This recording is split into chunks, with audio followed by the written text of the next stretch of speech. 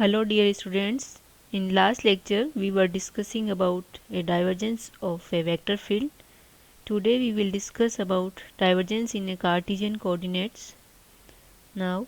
divergence in Cartesian coordinates. Let us consider a rectangular parallelepiped whose width dx, height dy and width जो है उसकी मान लीजिए कि dz है। इसका एक सेंटर पॉइंट P है जिसके कोऑर्डिनेट मान लीजिए क्या है x, y and z। And एक हमने वेक्टर माना है a वेक्टर जिसके जो कंपोनेंट्स है वो है ax, ay एंड az। तो यदि हम इसको देखें a vector is equal to ax i cap plus j cap ay plus k cap az if the rate of change of the x components ax of the field with x is del ax over del x, partial differentiation से हमने देखा था, and then the x component of the field at a distance of dx by 2 from p that is at the surface LQRM will be। तो ये हम देख रहे हैं यहाँ पे ये एट सेंटर पे है ये वेक्टर a वेक्टर, तो इससे ये डिस्टेंस कितनी होगी, ये हमने इसकी जो लेंथ ले रखी है वो मान लीजिए कितनी है dx है, तो dx है तो ये लेंथ कितनी हो जाएगी dx बाई 2। यानी कि हम देखना चाह रहे हैं कि जो वेक्टर a वेक्टर है वो x डायरेक्शन में जो है इस पोजीशन पे ये जो LQRM लिया है इस पॉइंट इस फेस तक कितना इसमें चेंज आ रहा है इस वेक्टर की वैल्यू में। तो वो जो वैल्यू में चेंज आ रहा है वो आ रहा है ax plus del ax over del x multiply by dx by 2। Similarly, the x component of the vector field at the surface KTSN, तो KTSN में देखें दिस फेस, तो यहाँ पे क्या होगा यही x डायरेक्शन में चेंज होगा इसके कंपोनेंट में, तो ax होगा और माइनस क्योंकि इससे पहले है इस पॉइंट ओरिजिन ऑफ जो लिया हमने जो कार्टेशियन कोऑर्डिनेट कंसिडर किया उसका ओरिजिन देखें तो यहाँ से लेंगे तो dx बाई 2 डिस्टेंस पीछे आएगा, तो आपका वैल्यू जो है उसकी कितनी हो जाएगी sorry ax minus del ax over del x dx by 2। तो flux emerging out of the face क्या हो जाएगा टोटल फ्लक्स LQRM से, ये हमने पढ़ा था कि that vector multiply by area element, तो एरिया एलिमेंट जो है LQRM का कितना होगा दिस मल्टीप्लाई बाई दिस, तो ये कितना है इस तरफ क्या चेंज हो रहा है z, तो दिस वन dz एंड ये वाली जो है लेंथ इसकी विड्थ बोल सकते हैं उसको, तो ये कितना है dy। तो इस जो एरिया है LQRM उसका जो एरिया होगा वो कितना होगा dy dz हो जाएगा ये। And the flux entering from the face, यहाँ से एंटर हो रहा है यहाँ से आउट हो रहा है, तो KTSN से देखेंगे आप तो इसका जो एरिया होगा वो कितना होगा इस डायरेक्शन में, तो क्या होगा dz और यहाँ परपेंडिकुलर जो डायरेक्शन है वहाँ पे कितना होगा dy। तो dy dz से मल्टीप्लाई कर दोगे ax minus del X over del X dx by 2, तो इस यहाँ पे इस लोकेशन पे जो चेंज हो रहा था वो ये था और उसको हमने एरिया एलिमेंट dy dz से मल्टीप्लाई कर दिया। The flux emerging from the volume element along the x direction is क्या होगा, ये हमने पढ़ा था डाइवर्जेंस के अंदर कि जैसे वेक्टर फ्लक्स भी देखा था कि कहीं पे यदि फ्लक्स बाहर निकल रहा है तो उसको हम पॉजिटिव ले रहे थे और जहाँ पे ये एंटर हो रहा था वहाँ पे क्या ले रहे थे नेगेटिव, जैसे एक तरह से वही चीज़ होगी यहाँ पे सिंक है, इसका मतलब कि लिक्विड या जो भी है क्वांटिटी वो इनसाइड आ रही है तो उसको हमने इसको नेगेटिव कंसीडर कर लिया। तो टोटल जो फ्लक्स है कहाँ से कहाँ इस एक्स डायरेक्शन में जो आउट हो रहा है वो कितना होगा, इसके अंदर आउट होने वाला ax plus del ax over del x dx by 2 dy dz minus KTSN surface से कितना एंटर हो रहा है, तो ax minus del ax over del x dx by 2 dy dz। तो क्या होगा इसमें x से x कैंसिल हो गया, यहाँ पे फर्स्ट टर्म क्या हुई del ax over del x dx by 2 dy dz और यही सेम टर्म है और बाई 2 है, तो ये हाफ और ये हाफ कितना हो जाएगा 1, तो टोटल टर्म क्या बचेगी del ax over del x dx dy dz, then we can replace this term dx dy dz, ये क्या होगा इस पैरेलल पाइप का टोटल वॉल्यूम होगा, तो ये क्या हो जाएगा dv, तो del ax over del x dv। और फ्लक्स जो है यहाँ से आउट हो रहा था तो टोटल जो फ्लक्स है x डायरेक्शन में जो मिलेगा अपन को ये मिलेगा। Similarly the flux emerging out of the parallelepiped along the Y and Z direction भी ऐसे ही फाइंड आउट कर सकते हो आप। तो जैसे यहाँ पे यदि मैं देखूँ वाई का ए वाई, तो ए वाई आपका किस डायरेक्शन में चेंज हो रहा है, इस डायरेक्शन में। तो यहाँ पे पॉइंट पे इसकी वैल्यू क्या है, ए वाई। इस वाले सरफेस पे देखेंगे तो क्या होगा, A Y plus Y direction में चेंज है, तो del A Y over del Y multiply by D Y by two. और यहाँ पे जो है इस सरफेस पे जो है कौन सा, के टी क्यू एल जो है ये, तो इस वाले पे क्या हो जाएगा, माइनस हो जाएगा, A Y minus del A Y over del Y multiply by D Y by D two, sorry D Y by two. तो ये वाला आ जाएगा। तो इसका भी वापस निकालोगे तो कितना आ जाएगा टोटल, यदि दोनों का माइनस करेंगे तो अपने पास इसी तरह की टर्म आएगी और यहाँ पे क्या चेंज हो जाएगा, वाई आ जाएगा। तो कितना आ जाएगा, del A Y over del Y D V. और सिमिलरली जेड डायरेक्शन में देखेंगे कौन से वाले से, सरफेस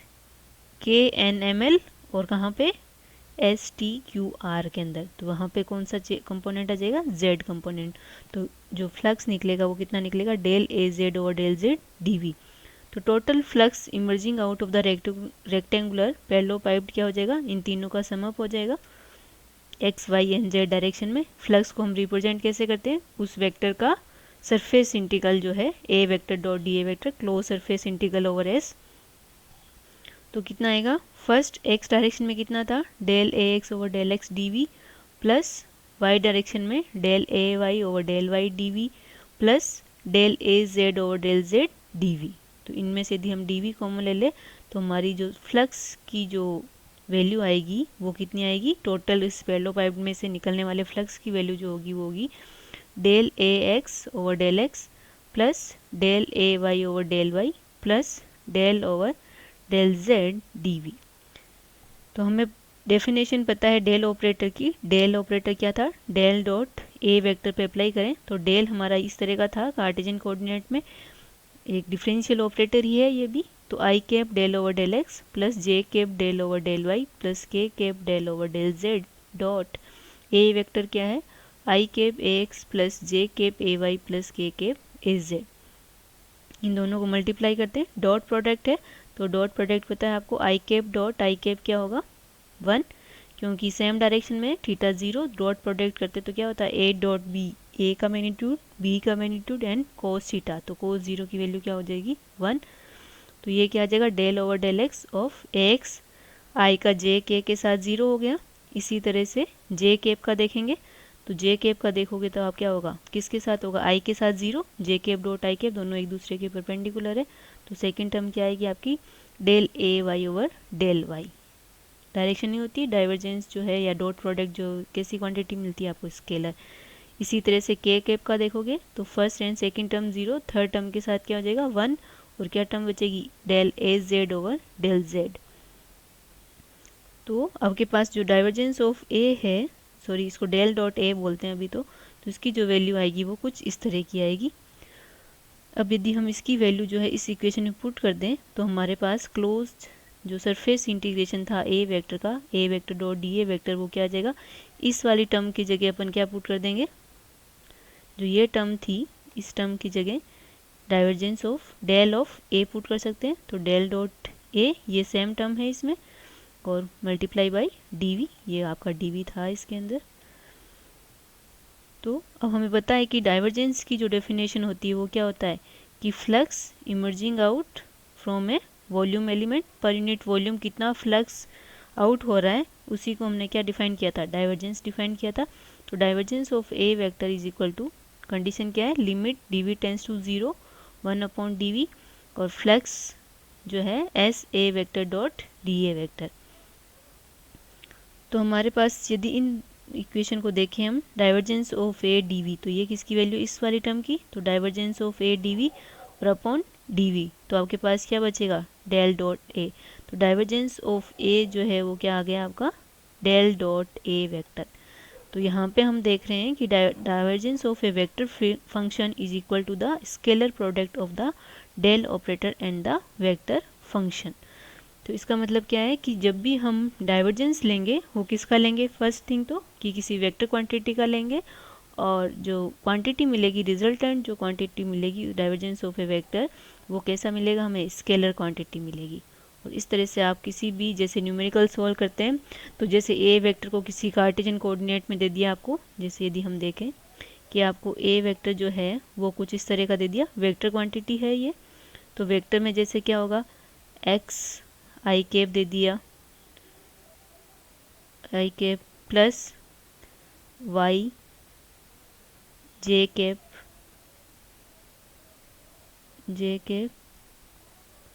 प्लस जेड के कैप, इस तरह का यदि आपको कोई वेक्टर दे दिया हो और उसका आपको क्या निकालना हो, डाइवर्जेंस निकालना हो, तो डाइवर्जेंस के लिए क्या करोगे, डेल डॉट ए निकालना है आपको। तो डेल की वैल्यू आपको पता है क्या होती है, I cap del over del X, J cap del over del Y, K cap del over del Z. तो ये किसके साथ मल्टीप्लाई होता है, सिंपल आपको जो फॉर्मूला याद रखना है वो इस तरह का आपको याद करना है कि जो भी वेक्टर दे रखा है उसके कंपोनेंट का एक्स है तो उसका एक्स के रिस्पेक्ट में पार्शियल डिफरेंशिएशन करना है, वाई है तो वाई के साथ, और जेड है तो जेड के साथ पार्शियल डिफरेंशिएशन करना है। तो यदि मैं इस ए वेक्टर की वैल्यू पुट करूँ तो क्या आएगा, देखो एक्स कंपोनेंट इसका क्या है, एक्स, तो यहाँ पे पुट करेंगे तो क्या मिलेगा आपको 1 प्लस यहाँ पे पुट करेंगे तो कितना आएगा 1, और यहाँ पे भी कितना आएगा 1। तो इसका मतलब यदि आप इसका डाइवर्जेंस निकालते हो, divergence of given vector A, वो कितना आना चाहिए आपका, स्केलर क्वांटिटी आएगी, और वो कितना आया 1 प्लस 1 प्लस 1, यानी कि टोटल कितना आ गया 3 आ गया। तो इस तरह से यदि आपको एग्जाम में न्यूमेरिकल्स पूछे जाते हैं तो सीधा आपको ये फॉर्मूला यूज़ करना है डाइवर्जेंस के लिए। इस तरह से आप इजीली जो है प्रॉब्लम सॉल्व कर सकते हो। Thank you.